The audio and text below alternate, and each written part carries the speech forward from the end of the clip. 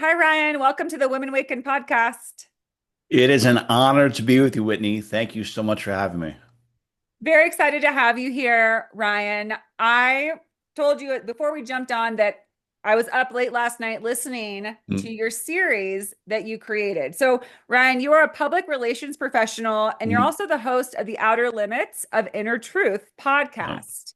And yes. you are like an OG because you started this show on Blog Talk Radio. Is that like Yeah, like so it's like broadcasted, but it's also you still have to record it? Is it like a radio yeah, it was station? Blog Talk was pretty basic back in the day, but it was groundbreaking because you were able to finally, I think for a lot of podcasts, they discovered their first audience that way.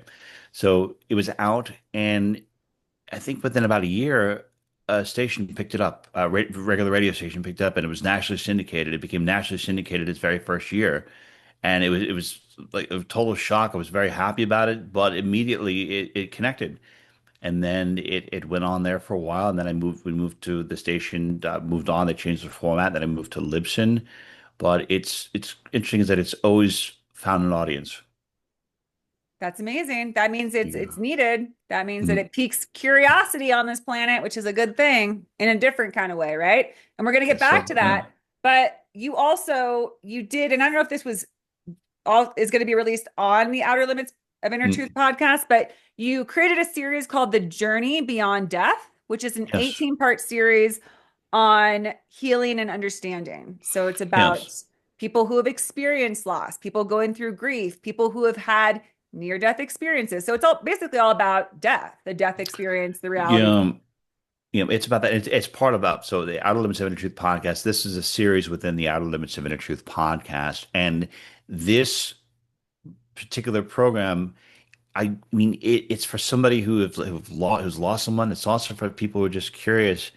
And if you look at the series, the way it kind of progresses, you start out at the very beginning in a very it's hard because you're hearing people talk about their losing loved one firsthand, but at the same time, you know right away that you're not alone, that there are other people who are going through hell and they're with you and they're automatically with you. And then as it kind of goes on, we start hearing from mental health professionals and they're giving advice on, grief processing, what you can do, and also how you can help other people. Then we kind of, and then it kind of progresses in a different direction where we start talking about communication with those who are in spirit, how to actually look for signs and indications. There's two specific episodes where I think we have eight different people on there. And then the last part is 28 consecutive interviews with people that have had near-death experiences, those who have been in the afterlife and come back. And I think that by the time this series ends, I think I imagine the people are going to feel good about, I have maybe a clearer idea of what this whole reality is. At least it brought me a lot of comfort. I know some people who listen to it to the end say they feel comfort after listening to it. Oh, yeah. Well, it runs this huge spectrum of what it offers in terms of it really starts at the ground level of the human experience of loss, of death, and losing somebody and what that feels like physically, right? But then you go all the way Yeah. to like the metaphysical realm of like, but actually they're still here and how do you connect with them? And like, Yeah. and also like people who've experienced death, they're like, wait a minute, you don't have to worry too much because it's actually just the same thing. It's a It's a blink of the transition. eye. Yeah. It's towards the end. It's like I think by the last episode when I was doing these, because the entire series has 65 different interviews on here. Because sometimes people will listen to and they'll say, well, okay, well, this is one person's perspective. So I wanted this to be comprehensive. And to my understanding, I don't think anything like this has ever been done before, or at least presented in the way it has. And I always hear this expression, well, history isn't the same, but it rhymes. And these people that have all these different experiences, there's a variation of their experiences, but there's some fundamental things that seem to resonate. And that fundamental truth or that fundamental flow, I think it's very reassuring. And one of the things I always took away from this, Whitney, is that everyone takes life so seriously. And from all these people that have had near-death experiences, they come back to say, no, don't take it seriously. Enjoy it. Enjoy it. It's over so fast, and it's such a blink of an eye of an experience. And we take it so seriously. We take everything so seriously. And the synopsis I got was, hey, it's fun. Enjoy it. Yes, in its own Yeah. fucked up way. It's a Yeah, whole it's we're having a whole lot of fun down here, you know? And I listened to one episode last night that I needed to hear because it was a guy, one of your near death experiences, who had like gotten hit by a semi or they got pushed into a semi, something like that, and they were out of their body. And he was like, "Yay, this is great. I like being out of my body." But his message was just what you said. He's like, your earth experience is about like 10 minutes to the soul. It's nothing. It's so short. He's like, don't worry about it. Just be there, enjoy it, and then it's gone. And I just needed that because I was, going through some stuff and things seemed kind of difficult. And I was like, God, before I know it, all of this will just be this, like you said, a blink of an eye, a vague Could be, yeah, memory. blink of an eye. That's Stephen Weber. He was very interesting, and Yes.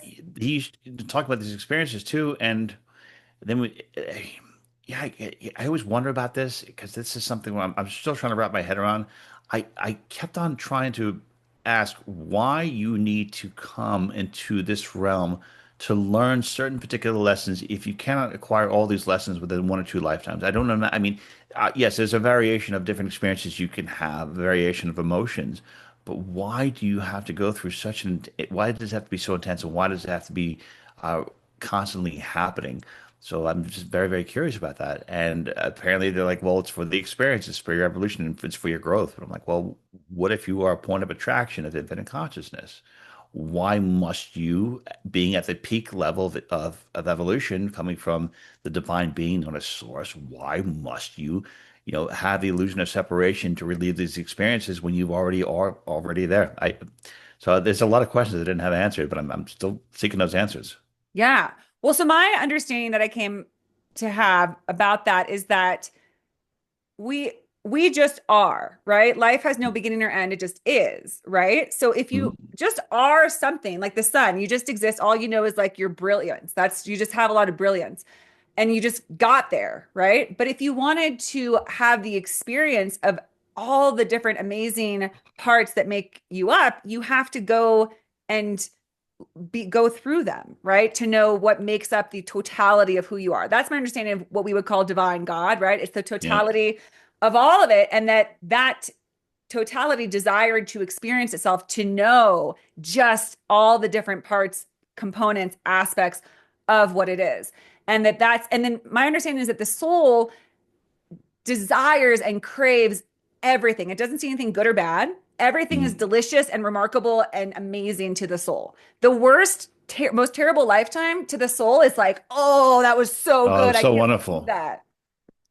Yeah, I have an issue with that. I really do. I have a big problem with it. Because Tell I'm looking me. at it. Yeah, I just the whole thing. It's like what? Well, why? Why do you have to have this human suffering? Why? I mean, Well, but look, it's like describe what's your problem with suffering? Explain that because I think of it this way. I'm going to say about problem with suffering. It's like I see a ridiculous amount of evil in the world and a cutting edge evil, and I would call it a Picasso of cutting edge evil that's happening in the world.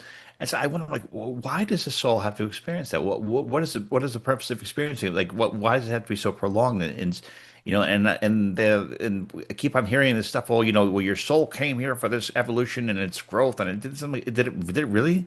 Did it really come here to go through that? Or is the soul particularly, maybe the soul is trapped. Maybe the soul got trapped here and it's stuck and it's trying to do whatever it can to get out. And, by randomness, it got into this terrible place. So I understand, like, okay, I've gone through things that have been hard in life and, you rise to the occasion and they can make you hard and they can make you stronger. But then there's some suffering that's just completely needless. I don't understand why there's even a purpose for it. So when you were mentioning earlier, what you say, okay, well, the divine being, known as source, wants to get to know itself. Well, maybe it's learning through humans that it's nuts, that it's absolutely insane, that it's an insane mental patient. Because if you see a person and they walk around and they're having happy, cheerful thoughts, and they're like, I want to do something nice for someone, and okay, that person is looking at themselves, and you know what? They're probably saying, what? I'm not necessarily an angel, but I'm not a bad person. I'm probably a good person. And then you look at an individual who's like, doing all these horrible things, horrible thoughts of harming people. And then you imagine from afar, well, that person's probably got some issues. Maybe they're going a little nuts. Well, if we're all points of attraction in Source's mind, and we're all figments of imagination within Source's mind, and you see all this evil happening, maybe Source itself isn't mentally strong, or maybe, well, it's mentally strong. Maybe there's something off with it. Maybe it's got its own evolutionary path to follow. Otherwise, it wouldn't be manifesting all these thoughts or these beings that appear to be doing atrocious evil. Wow. Well, I mean, that's one perspective. That's Mm. one way of seeing it. I guess that what I always come back to is that if existence is infinite, then every single possibility will be played out. And so that's just what we're seeing is that anything that you could ever conceive of has to be played out. So if you can conceive of brilliance and perfection and happiness and joy, then there's also has to be you can imagine like, well, what's the opposite of that? What would be like Right. total degradation and misery? And so it's just to me, it's just that playing out. I don't, but that's my understanding. And but you probably do hear though, because people say that the near-death experiences that once you pop out, go back to the soul level, there's no connection anymore with suffering. There's no, Yeah. they even look at their experience and they can't remember why it felt bad. They see it as very neutral. But in the human experience, we're given the ability to be like, gosh, this is terrible and that was wonderful, which is, duality, all of that. But that doesn't even play in once we're out of this realm.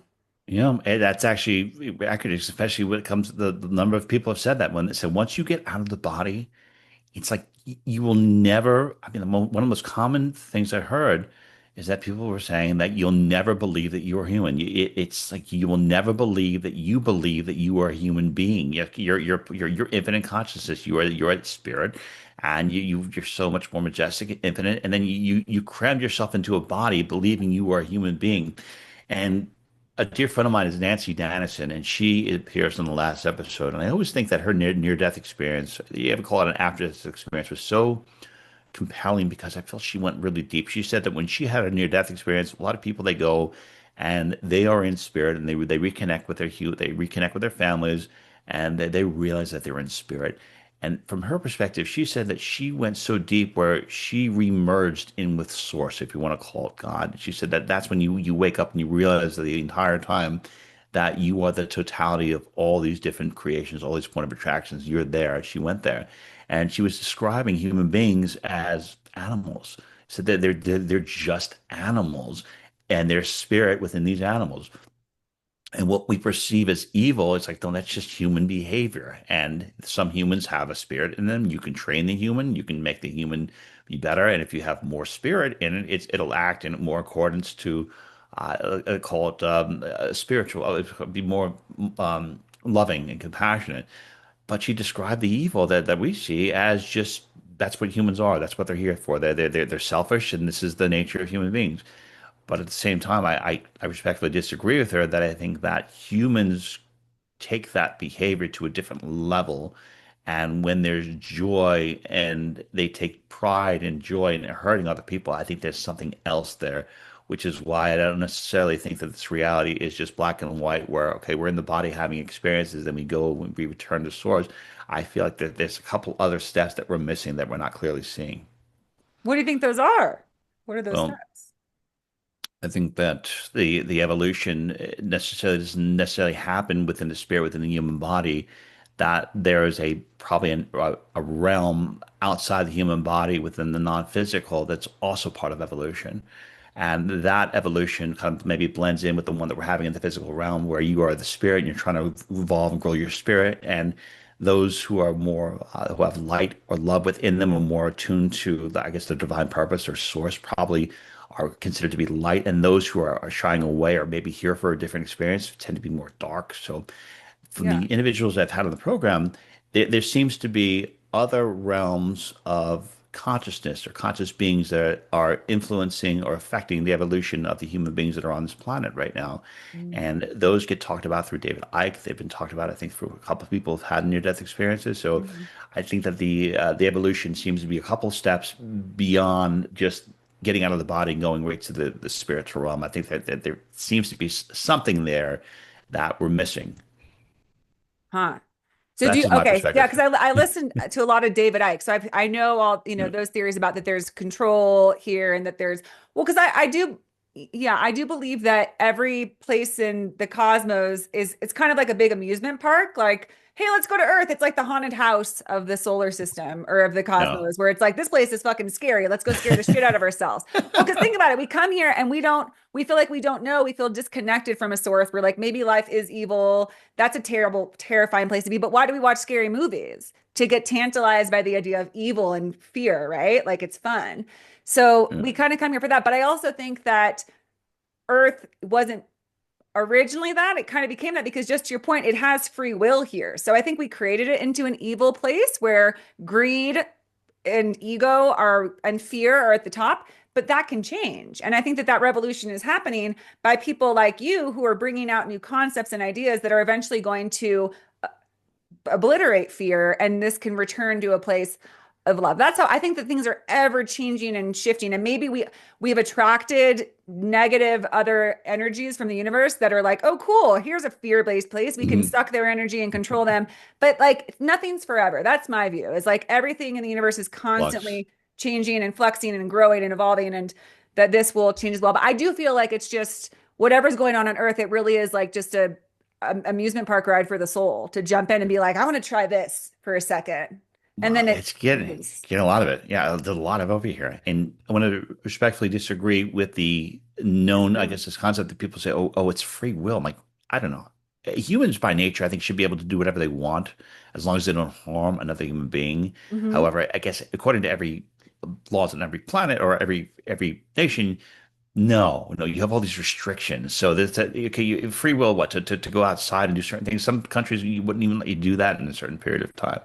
So I think the free will has to be something that you need to fight for. And Stuart Wilde, one of my greatest teachers, always said that freedom and spirituality, it doesn't come for nothing. You have to fight for it. You have to really seek it out. And if you really want that freedom, if you really want that growth, if you want that evolutionary push, you have to seize it. You have to go after it.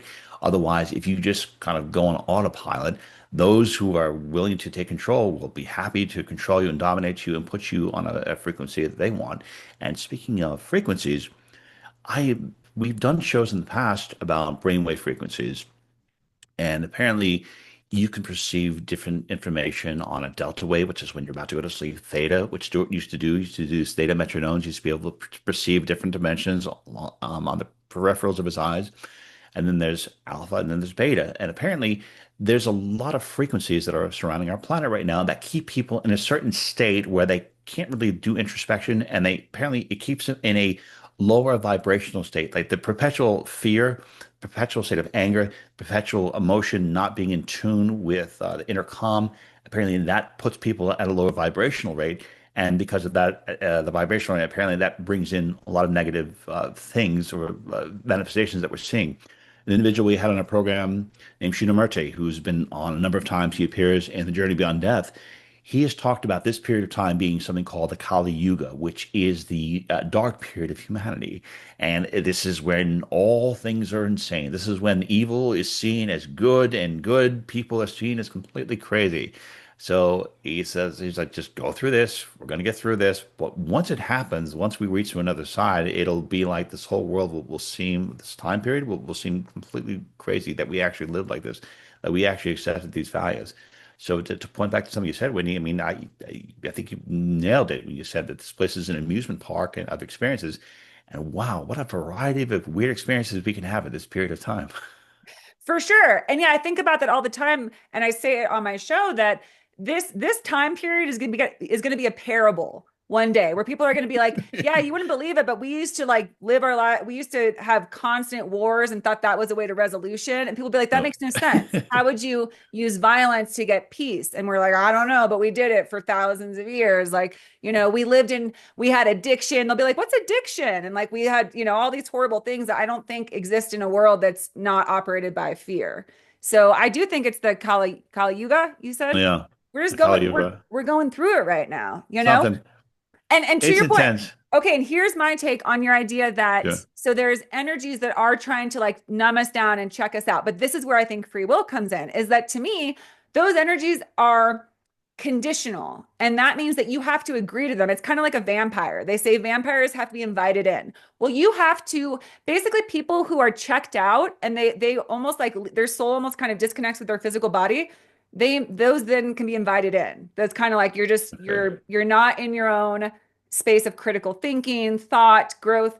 You just kind of allow yourself to be numb. And I do think we can be susceptible to that on this planet at this time because there are those energies here that will just decide everything for you and just kind of set you on a trajectory. I mean, you don't even have to look that far. You can just look at, I mean, religion and other Mm. institutions that will happily tell you what to think and believe. And I'm not saying that, if you align with that, that it's inherently wrong, but it is kind of agreeing to something rather than thinking for yourself about what this experience is really about. Yeah.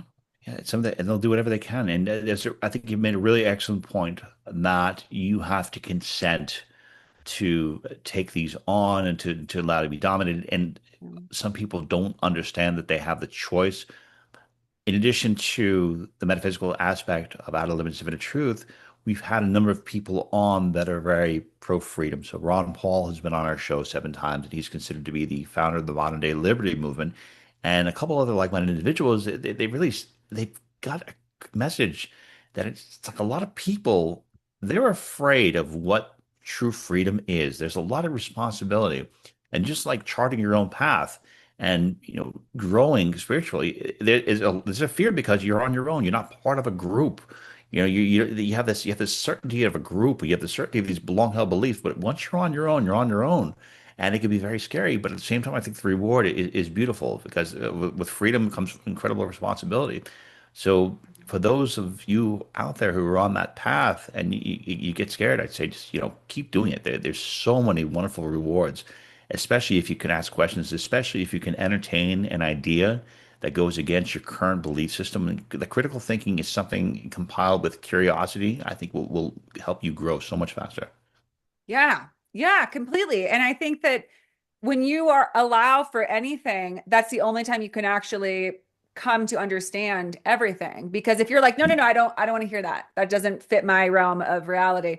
Then you're just kidding yourself. You're just trying to create your own box, right? Like you can say, oh, I'm not a part of any established traditional religion or dogma. But if you're trying to formulate your own that excludes certain ideas, everything Yeah, has to be, I think you have to take everything into consideration to make a decision about what you actually think and feel, right? I agree. And 100% people are terrified of that. People don't want Yeah. to think for themselves. A lot of people just, especially like you said, and this is how, the reason why I sometimes buy into the idea that there's powers that be that are trying to keep us docile and small is because most people are so overwhelmed with the way we've created life the way that it is. You have to work, you have to do this, you have to keep, you know, your food on the table, you have to hold a job, you have to do health insurance.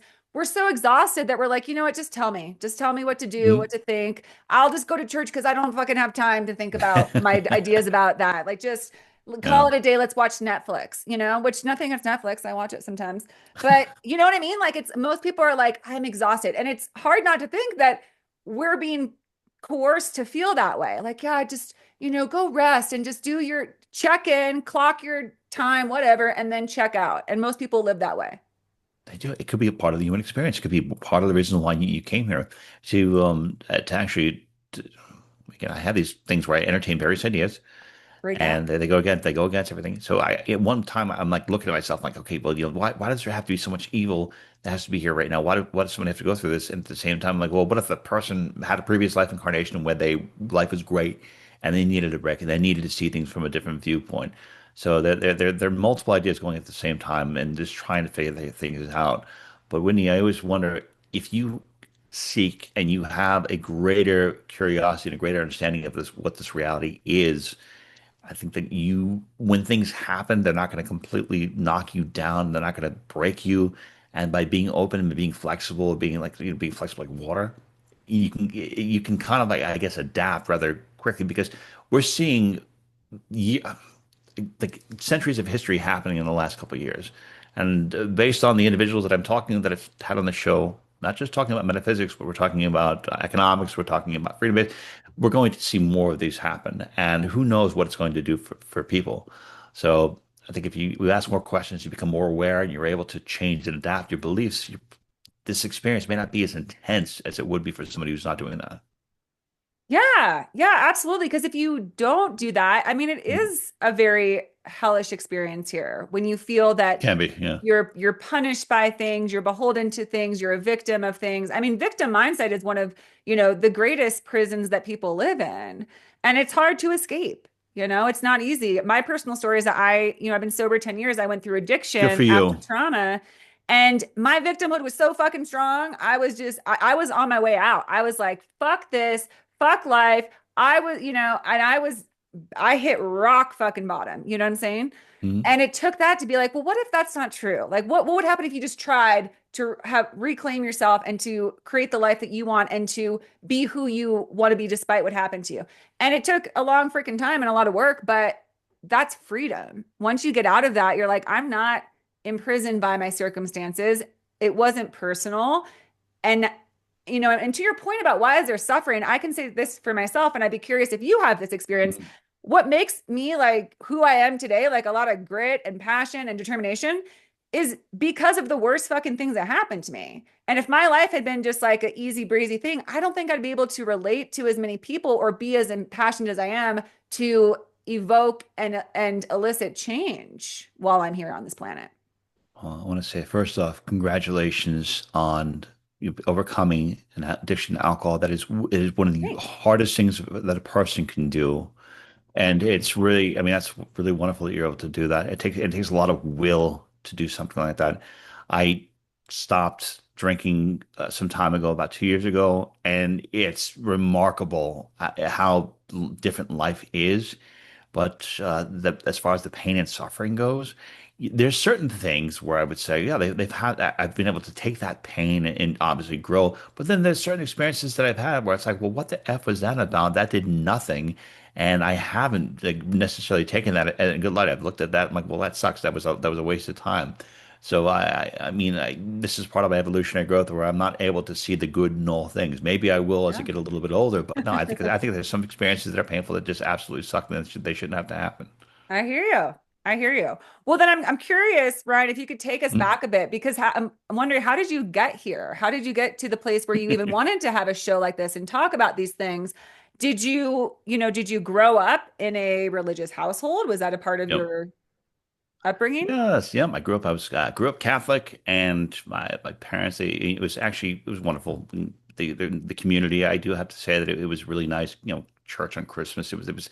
I love that community traditional feeling. Where did you And grow up? What area I of the world? grew up in New York. Okay. In the Grew city up in New York, or upstate? down the suburbs, Where? suburbs, of Long Island.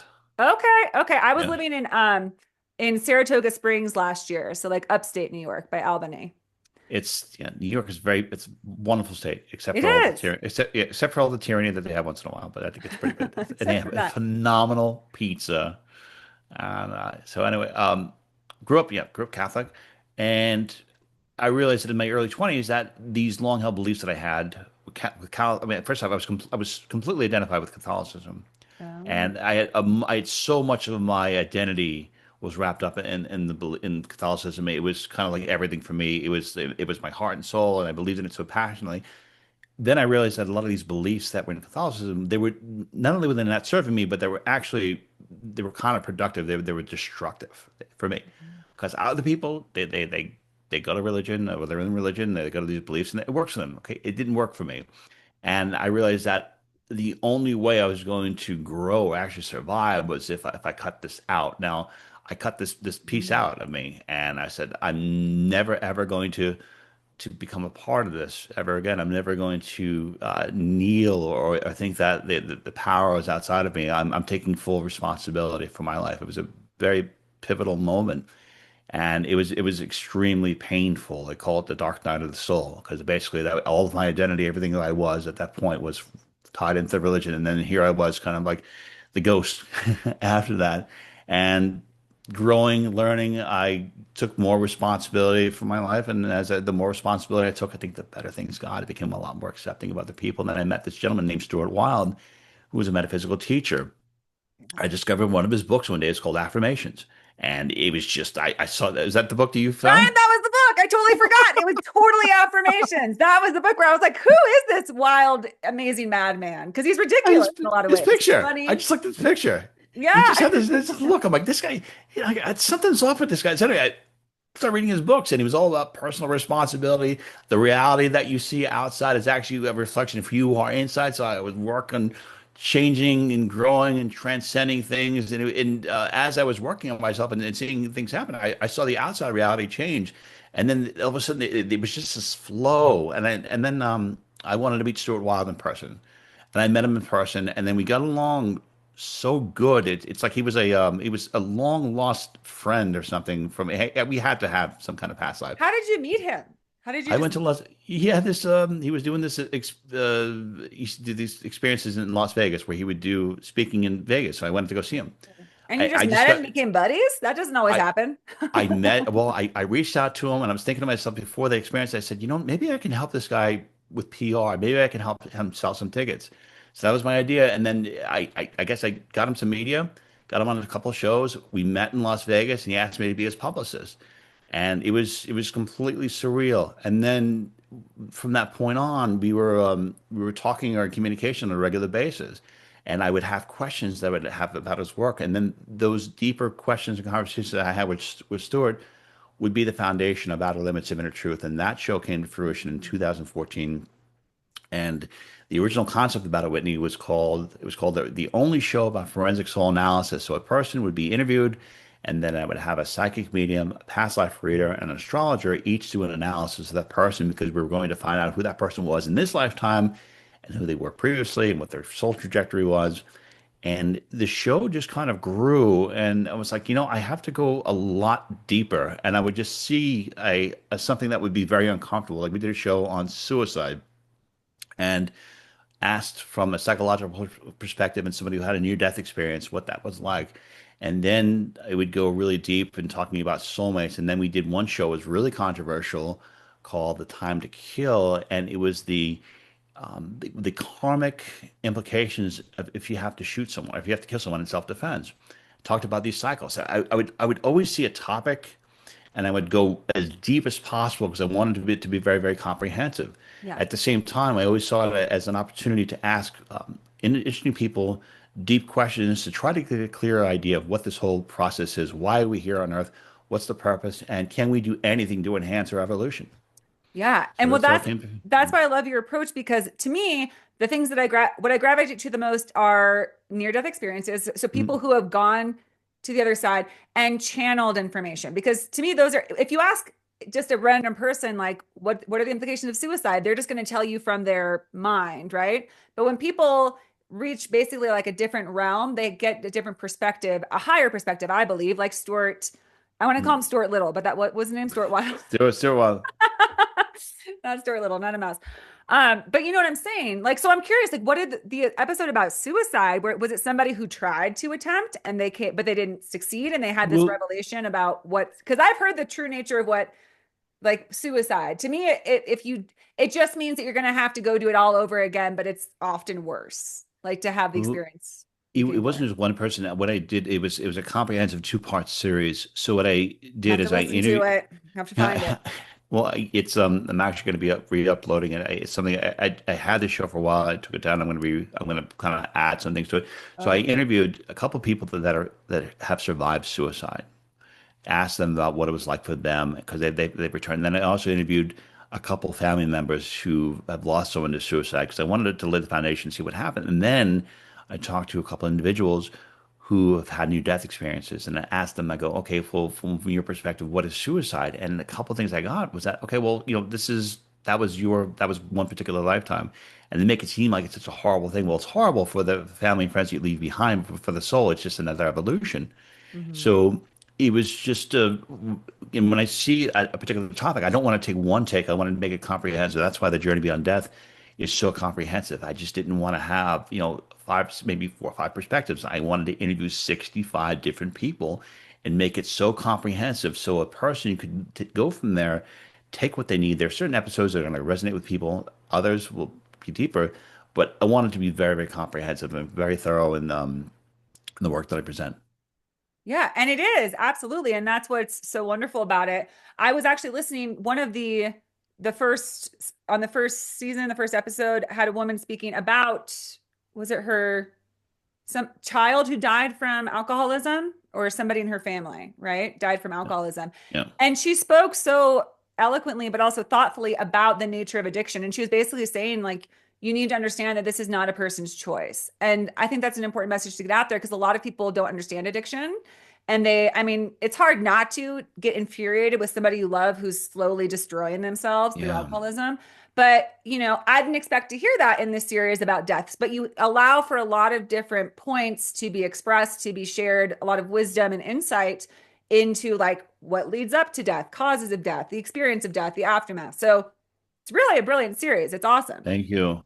And there's no judgment at all. There's no ideology. I mean, that's something that I think you listen to certain things and people, there's always the anticipation that, okay, they're going to be pushing their beliefs and they're going to be Yeah. pushing this and that. And there's some kind of judgment. There's no judgment at all. It's just like, okay, well, look, let's just explore and there's no judgment and let's be open to all different things. We had a couple of people that are devout Christians that had near-death experiences and they saw Jesus and I'm like, oh, well, this is great. This is great. Come as you are. I always say that with the program, come as you are, be as you are. There's no judgment. Yeah. Yeah. And on that note, ideologies and such, and people, Christianity on the show. How did your parents take it when you walked away and your family, It when you was walked tough. away from Catholicism? It was tough. It was very very tough. I thought there was something wrong, and then I was captured. Like I said, I think I thought the dark forces had captured me because here I am. This is a long-standing tradition. I mean, this goes back my family. I don't know how many generations where everyone's we're all Christian, we're all Catholic, and I'm like, nah, not this worked for me. So I was the I broke the chain. You're I was chain like, breaker. yeah, You're the I broke the chain. disruptor. Yeah, we broke the chain, and I have a son. I'm like, we're not doing that. If you want to do that when you get older, you can. No, no, no.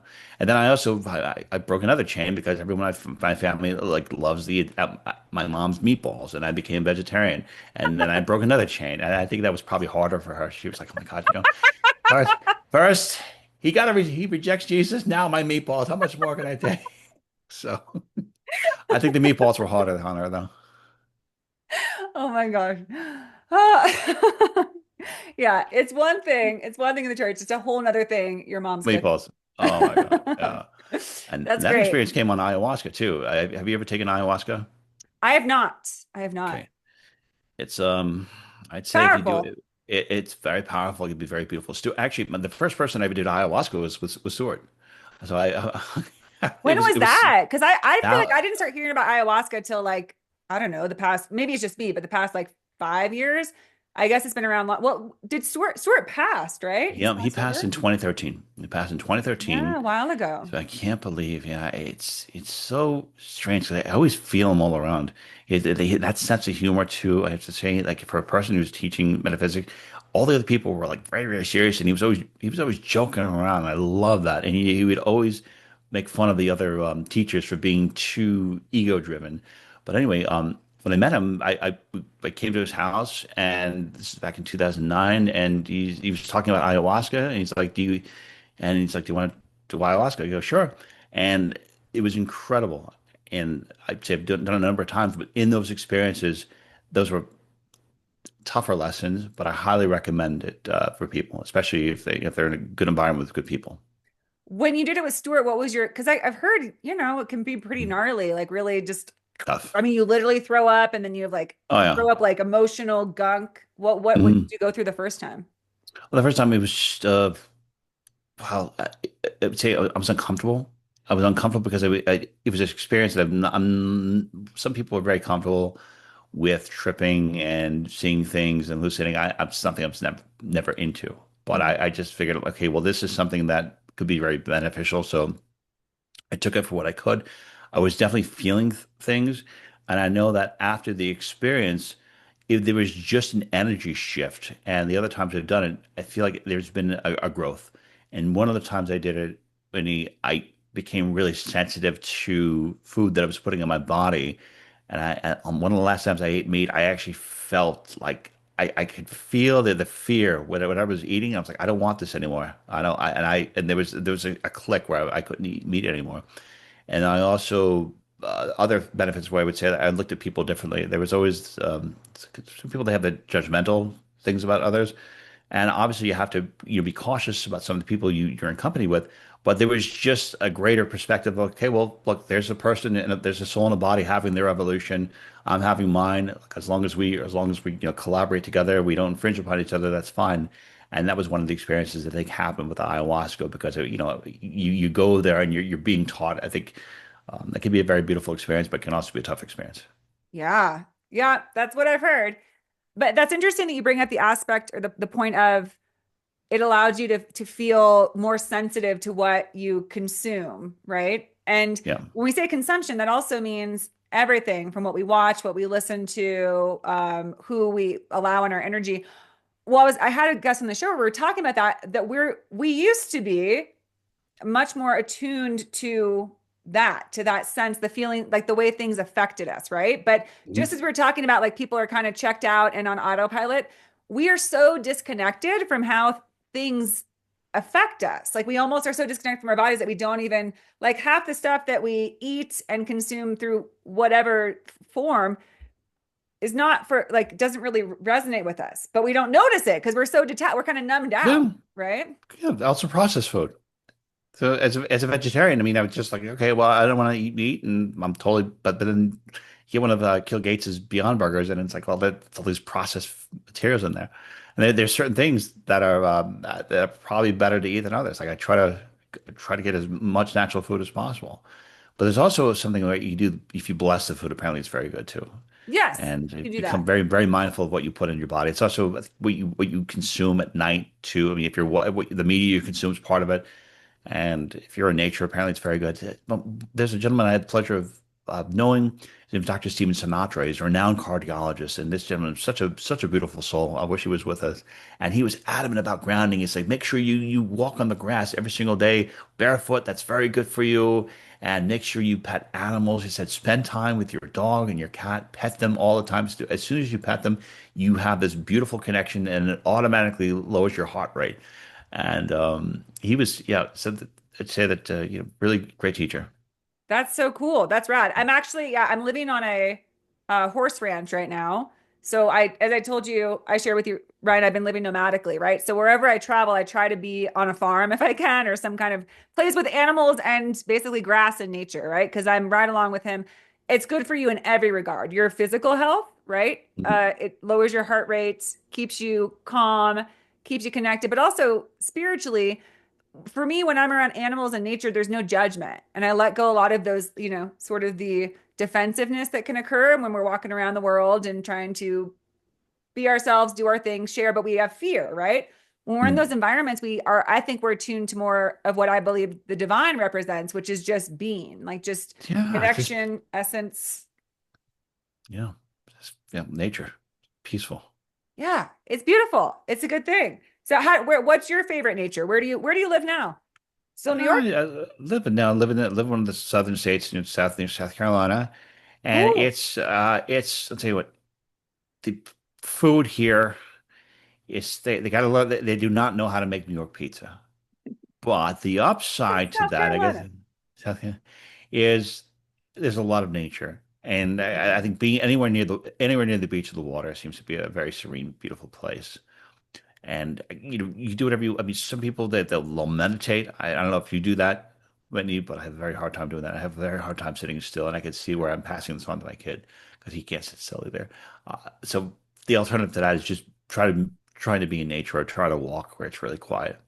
So like being in the forest, but mainly beach. Anywhere on the beach, I'm always at peace with. Yes. Yeah. Yes. The beach is amazing. And so are animals, right? Yeah. Being next to Oh, animals is absolutely. definitely calming. I love animals. I won't harm any animals except for those little flies that when you're walking around, they're always like buzzing around. The little flies that are in your that's the only exception to the animals. They're just annoying. Yeah. Forget them. Cool. Well, Ryan, this has been a wonderful conversation. Is there anything else you'd like to share with my audience about your work, about your series? Sure, sure. I just want to first off, Winnie, you asked really wonderful questions. Thank you for giving me the opportunity to speak with you, your audience. And I love your energy, and I love the fact that you're feisty and you're seeking, and you see through a lot of stuff. So I want to say what a tremendous honor it has been to be with you, and thank you for your amazing questions. the one thing I'd like to maybe leave your audience with is to just encourage them to continue to seek as hard as you can, be passionate, look for things and entertain ideas sometimes that may be a complete contradiction to what your beliefs are, and work on yourself. There are a lot of different places or things you can do to improve your life. I know sometimes we think about metaphysics and spirituality like, okay, well, I'm on a spiritual path. Pay attention to your body. Do whatever you can to optimize your health. I didn't really learn that lesson until later in life, and I wish I'd learned it a little bit earlier, actually a lot earlier, is that if you take really good care of your body, if you give it really good food, if you give it good sleep, if you love yourself, your body rewards you. And I think when your body is in a really good, healthy state, you can grow and do certain things. I think you're generally happier and healthier. So I'd say, optimize physical health. Look at all different means of growth, and do whatever you can. And also, Whitney, if you listening, the happier you are, the more love that you have in your heart. You don't even have to talk to people. You can just help people just by being in their presence, just by having a good presence, just by growing. I think it affects people. So, work on yourself. If you work on yourself and you seek, you grow, and you become the best person possible, I think you're naturally going to affect the world for the better. Absolutely. Absolutely. Well, Ryan, thank you so much for those beautiful messages for the audience. And also thank you for the work that you do. Thank you for creating the outer limits of inner truths. Do you talk about stuff like, I didn't get this far, but do you go into like, Bigfoot and aliens and stuff? Is that Well, touched on? None of it. Well, I've gone to aliens. I guess it's inner Really, truth, so that's not as well, Bigfoot initially, yeah, focused. well, exploring all different things. So we had Dr. Stephen Greer on, who's a founder of the modern day UFO disclosure movement. Yes. But at the same time, we've also had individuals on that talked about the Earth not necessarily being around, and then we've gone to Good. simulation theory. So I don't have any interest in Bigfoot, but I am definitely interested in beings from different places, uh, interdimensional beings. I'm definitely curious about that. I don't like to go really dark on that regard, but I am curious to connect with beings from alternate realms that maybe have an aligned interest with humans on the earth that want to bring about more peaceful experiences. Because I think it's a big battle. I don't know why we're here right now. It seems pretty intense. Hopefully, the peace will triumph. But to get back to your question, yeah, I'm open to all different things. I'm open to all different perspectives and views, especially if they challenge conventional wisdom, especially if they give a person a tool or technique to grow and become more peaceful. Beautiful. Beautiful. And yeah, I think that that's such an empowering message to leave people with is the idea that if you want to see this peaceful shift on earth, do it like the Gandhi quote, right? Like be the change you want to Mhm. see. Don't worry about anyone or anything else around you. Just focus on because like you said, when you shift your inner world, everybody that comes into contact with you is affected in a positive way. You can literally be your own beam of brilliant change and peace for others. And people gravitate towards that. You'll notice like people will be like, wow, why do I feel good in your presence? It's like, because you're a solid, healthy person. You're solid. And there's some people that are NPCs. I want to share one thing with you real quick. Please do. I've been observing this a lot more, and I've heard these things. They're called NPCs, non-playable Uh, characters, because it's a simulation. Ever since I became acquainted with this idea that this whole place is a simulation, which I think a couple people in our series talk about this place being, a biological simulation. I've seen certain people in our reality that act like they're on a loop. I've gone to places where they're saying the same exact thing, they're moving in the same exact way, and I know that I'm seeing it now a lot more frequently. And the amount of people that I'm in contact with that are different, that don't talk about their favorite sports teams on a regular basis, or the fact that they're going to McDonald's for the fifth time. It's unusual. I think I feel like there's a small percentage of people that are fully embracing their uniqueness, and a lot of individuals seem to be in that NPC frequency where they're kind of like in that collective mindset that they might as well be they're interchangeable with other people because they're all the same. So your uniqueness, your ability to grow and to change, I think that could be part of Source's pattern or plan. Source maybe wants to get as many unique experiences as possible. So your uniqueness could be furthering your evolution and the evolution of Source. yeah. So I am curious about this because I've heard this idea of NPCs a few times recently. So it's coming to my Mhm. awareness. Is it a non-ent, does it not have a soul? Is And it, well, I don't know, they're still like a non-playable a character, like in video game. They just kind of they go about their way. They're set in their belief. They kind of like do with the same So is it actions. just a hologram? Is that the idea that they're not I don't actual know. like souls having, it's just a literal like place filler? Or maybe they are devoid of I mean, on the surface level, devoid of individuality, more along the Mm. lines of cookie cutter human beings. Same way we go to an HOA or we go to and you see all the houses they look the same, and then you Yeah. have one house that has like okay, well that house is completely painted different, and they have unique shrubs. And I feel like a lot of people are this is seeing more. They're very cookie cutter. Yeah. I've seen a lot of similarities with that, but then again, I'm also on a frequency right now where I'm entertaining ideas more and more of this place being a simulation, and I'm seeing more and more examples of it. So again, when it comes to outer limits of inner truth, if there's an area of life that tends to be very uncomfortable, where I'm like, oh, well, I'm very uncomfortable. That's exactly the direction I run into. So, and I'm Well, but if we're uncomfortable. talking about, I mean, isn't it obvious? Like, yeah, life's a simulation because Uh, nothing is real. Like form, that my understanding is form is not real. So we had to create a simulation that form exists to have experiences.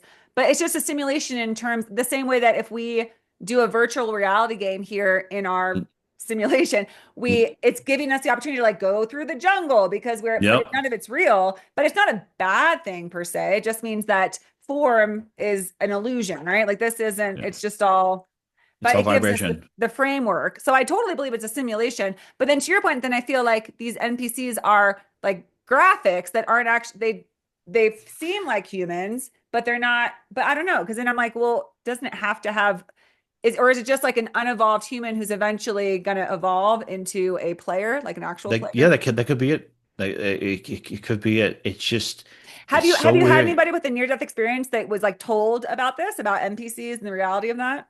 No, not necessarily. Not Okay. necessarily. Again, there's so much more to seek out, and I mean, I'm sure I'll come across individuals like that. I maybe eventually, and I we had a gentleman who did 4,000, who studied 4 or 5,000 near-death experiences, and a lot of things were out there. There was a lot of similarities. But the NPC thing, I haven't seen it. Nancy Dennison, who had this experience, talked about soulless human beings, that there are certain human beings out there that are walking around that don't necessarily have soul energy within them, that they're just a human animal kind of walking around doing certain things. Look, stay away So, from the yeah, your distance. yeah. I So think it's I've dated a few of them. same here. Yeah. Yeah, that's fascinating though. Wow. Interesting. Do you follow or have you looked into Dolores Cannon at all? Any of her work? Yep.